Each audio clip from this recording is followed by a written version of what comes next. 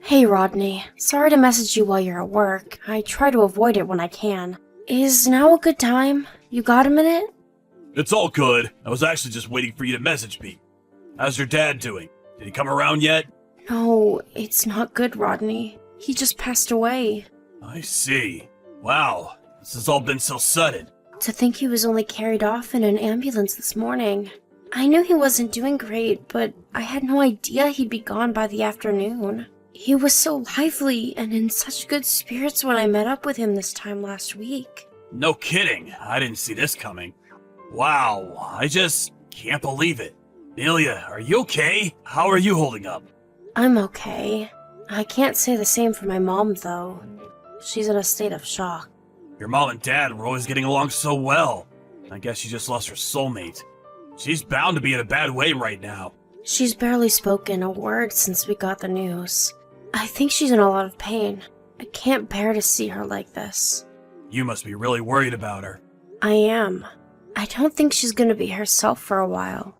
All I can do is keep an eye on her and make sure she's eating and drinking properly. Right. Can't expect her to be herself after what happened. This is gonna take time. With Mom like this, it looks like I'm the only one in any state to make arrangements for the funeral. I've never done anything like this before, and honestly, I don't really know what I'm doing. Things might get a little crazy for us over the next few weeks, Rodney. I'm probably not going to have as much time as usual to keep on top of things at home either. So I'm sorry if things get a bit chaotic for you. Don't be silly, babe. You don't have to worry about that. I've got it covered. How's the schedule for the funeral look? Do you have any dates in mind yet? Well, firstly, I'm thinking about holding the wake tomorrow evening at 5 p.m. Then the funeral itself at 11 a.m. the day after. Got it. I'll book the day after tomorrow off work pronto. Okay, sweetie. Thanks. As for tomorrow, though, I'm supposed to be entertaining a major client of ours, and it's not the kind of thing I can pull out of short notice. No one else is available to take over for me either. I'm sorry, babe, but there's a chance I'm not going to be able to make it to the wake tomorrow. I'll do my best to get away early if I can, but I can't promise anything. Oh, now that you mention it, you did say you'd be back late tomorrow evening, didn't you? Got it. It's okay, don't worry about it, honey. As long as you can make it to the funeral itself, I don't mind. I wouldn't want to go causing you any problems at work. If it's looking like it's gonna be too late, you don't have to worry about coming to the wake. I totally understand. Sorry, babe. I really wish I could be there. They're our biggest client. It's fine, don't worry about it. This has all happened so suddenly, it's not the kind of thing you can make plans for. As long as you make it to the funeral first thing the next morning, it doesn't matter. I'm gonna head home and get some things together before heading out to my mom's place now. I think it's best I stay with her for a little while to make sure she's okay. I'll be staying over there from tonight onward for the foreseeable future. Alright. You don't have to worry about me. I'll be fine looking after myself for a while. You just focus on making sure your mom's okay. I know all this must be so difficult for you, babe. I'm here if you need anything. Oh yeah, what about May? I take it I'll be looking after her this evening? Don't be silly, you have work tomorrow. I'm gonna go pick her up from the nursery soon. Then I'll be taking her to my mom's with me. I think having May around could be just what she needs right now. Actually, she's going to be staying at my mom's with me.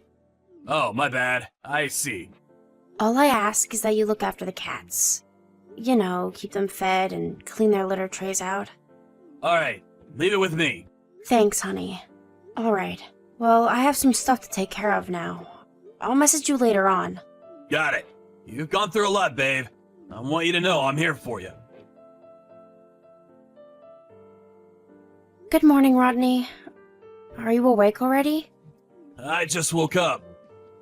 I'm getting ready to make my way there as we speak. I just have to go straight to the church, is that right? I haven't been there before, so I'm gonna let my sat-nav take me to the address you gave me. Right. We've all been here waiting for a while, so just look out for the crowd. My aunts and uncles are all here, so we should be pretty easy to spot. If you make your way straight here, you won't be able to miss us. Alright. Come as quickly as you can, okay? May's been bored for a while now. She keeps complaining and she's super restless. I have so much to do. I don't have time to keep her entertained. I want to play with her, but it's out of my hands. Kids can be a pain at times like this, huh? Okay, I'll be there as fast as I can. I'm rushing to get my things together right now. I won't be long. I'm counting on you, Rodney. Please hurry.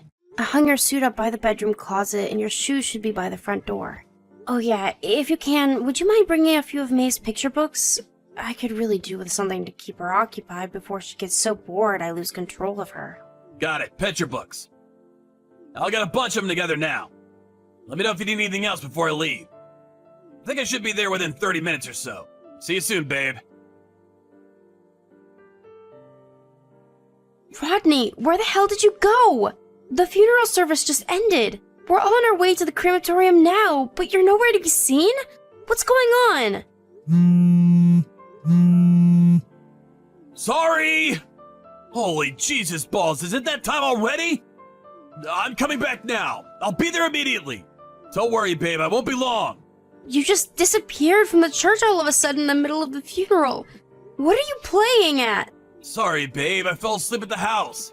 I was in such a rush this morning and I forgot to feed the cats and clean their litter trays.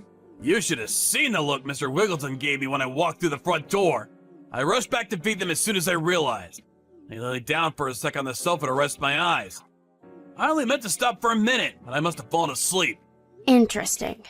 So tell me, is this an excuse you just came up with, or did you have it ready from the beginning? No, it's not like that. It's not an excuse, it's the truth. I'm not proud of it. I really did go back home to feed the cats and fell asleep. Damn it, I'm such an idiot. Oh, you did go home. I know that part is true. But surely you must mean something else when you say you fell asleep. Huh? Why would I mean something else? What are you talking about? We all saw you on the sofa with my sister on the pet camera. No one had any idea where you disappeared to, and to our surprise, there you both were. Wait, you saw us? What the hell? Yes, and I'm still watching you as we speak. Gah! Who would do such a thing? You're joking, right? Please tell me you're making this up. I'm not making anything up, and I'm not joking. I'm watching you right now, and I can see you curled up with my sister on the sofa, plain as day. Don't you think it's about time you two put some clothes on? How long do you plan on lazing around on the sofa half naked in the middle of the day? You're gonna get our house dirty. Are you seriously watching us? But how? How is that possible? Like I already told you, the pet camera app. I saw what was so important you had to ditch me halfway through my dad's funeral. I saw all of it. You two looked like you were having the time of your lives. It's no wonder you got tired and fell asleep after all that steamy action. The pet camera? What even is that? Since when do we have one of those? Is it new? Yeah, as a matter of fact, it is. We were gonna be away from the house a few days, so I thought it best to set up one so I could watch the cats. I'm normally home, so they're not used to being on their own. And you know what little trouble causers they can turn into when they feel stressed out. I was worried, so I asked my mom if she had any ideas, and luckily she had a spare camera that Dad had bought to watch the dogs when the two of them went on holiday together. I never knew about any of this. Sorry, I forgot to tell you because I've been so busy lately. I'm glad I didn't, though. You have got to be kidding me. Do you have any idea how much trouble you caused us at the funeral? You were supposed to be watching May when you disappeared. She had no idea where you'd gone, and she was panicking because I told her not to leave your side. I showed her the camera app out of desperation. I thought maybe watching the cats would keep her entertained for long enough to get us through the funeral. And when I did, she said you were on there. Oh my god, are you serious? You're saying May saw me too? Luckily, I realized what was going on in time to take the phone off of her before the main event started. To think, I caught my husband cheating on me with my sister on the pet camera. There's no way I was ever gonna show that to a kid. I see. Oh, I'm really pleased to hear that. All of the adults at the funeral saw you, though. My entire family. Just what the hell were you and my sister thinking? I'm so sorry. I can't believe you ditched me at my dad's funeral to do that. This isn't the kind of thing that goes away with an apology. But I really am sorry. I'm gonna make my way to you guys now. Don't bother. I can't believe you'd even suggest it in the first place. What did you plan on saying to my relatives after they'd all seen you romping with my sister on the sofa? Have you lost your mind? You can tell my sister she's not welcome here either. No, we're gonna come. Your dad meant a lot to me. He was always so kind and helpful. You can come if you like, but you won't be getting into the crematorium or having any part in anything. To think you'd miss my dad's funeral to have your sordid little tryst and then just expect to turn up afterwards as if everything was fine and dandy. How dare you! We didn't mean to miss anything. We just fell asleep. Plan was to make it back in time for the ceremony before things started. I can't believe you're cheating on me, Rodney. This doesn't even feel like real life right now. I'm fully expecting to wake up at any moment and realize it's all been a big nightmare. And not only that, but with my own sister? I can't be held responsible for my actions if I see your faces. Consider this your last and only warning. Leave me to say goodbye to my dad in peace. You were absolutely not to come here. And that goes for the both of you. Fine. Okay, I'll wait for you at home. What are you talking about? You really have lost your mind, haven't you? I'm never going back there. Me and May will be living with my mom at her house from now on. Please, just wait. I know emotions are running high right now. Let's not do anything drastic. This isn't the time to make big decisions, babe. Your head isn't in the right place. You shouldn't even joke about things like that. Let's just talk this through like adults. I'm sure we can reach some kind of understanding if we just try. I have nothing to say to you. You and my sister are both dead to me now. Oh yeah, and you better prepare yourselves for what's coming. Pass the message on to my sister. Now if you'll excuse me, we're busy and we have lots to do. So if you don't mind never contacting me again, that would be great. Hey, Amelia, you there? The cats are gone! What happened? Could they have run away? I took them to my mom's place while you were at work. I didn't want them staying there with you. You seriously don't plan on coming back here, do you? That's right, I seriously don't. Me, May, Mr. Wiggleton, and Mr. Bigglesworth will all be living with my mom from now on. My mom's super lonely without my dad, so I think this could actually be just what she needs. She seems a little bit more like her old self now. I think things are just perfect this way. Perfect? This is about as far from perfect as things could possibly be. You don't really mean that, do you? What about us? What about what we had? I'm begging you, baby. Please come back. Let's mend these wounds. Not happening. I have no interest in ever seeing a low-life, two-timing scumbag like you again for as long as I live. This isn't fair. What about me? I'll never get to see you or May again at this rate. Thought of it alone breaks me up inside. Cats, too. The house is so quiet without you guys, it's plain creepy. Being here all on my own isn't good for my mental health. I feel like I'm being crushed by the loneliness of it all. Cool. The thing is, Rodney, if I was that important to you, you would have never cheated on me in the first place, would you? You're just sad you got caught, that's all. No, it's not just that I got caught. I'm genuinely sorry I did it. I swear. But that's the only time we ever did it. It was a one-off, and it'll never happen again. That's why I'm begging you, baby. Please, please, please forgive me. I can change. I can be the man you need. The man you deserve. I'll never do anything like this again for as long as I live. I'll do anything you say. I'll help more around the house. I'll be the model husband, I promise. Believe in me, baby. I can do this. A one-off, you say? That's right, a one-off. That was the first and the last time. Your sister kept inviting me to slip out of the funeral together. She was so persistent, she wouldn't take no for an answer. I don't want to badmouth her because she's your family, but to tell you the truth, felt like she was forcing me, and I didn't know how to refuse her. Interesting. Is that so? That's right, babe. That's exactly how it was. I wish I just said no. All this could have been avoided if I had just acted like a man and said no. But I couldn't. I failed you, baby. You deserve better. Please, just give me one more chance. I'm begging you! Your excuse-making ability really is quite impressive. You'd make a fantastic con man. Oh my god, baby. It's not an excuse! What do I have to do to make you believe me? It's the truth! From the heart, I swear! I know I've been stupid. I've been a fool. I'll happily admit it. I'm the world's biggest moron. but I'm not lying. The problem is, it wasn't just a one-off, was it? My sister told me you've been doing this for over a year now. Huh? You spoke to your sister? I thought she ran off somewhere. She said she was ignoring you. On the day of the funeral?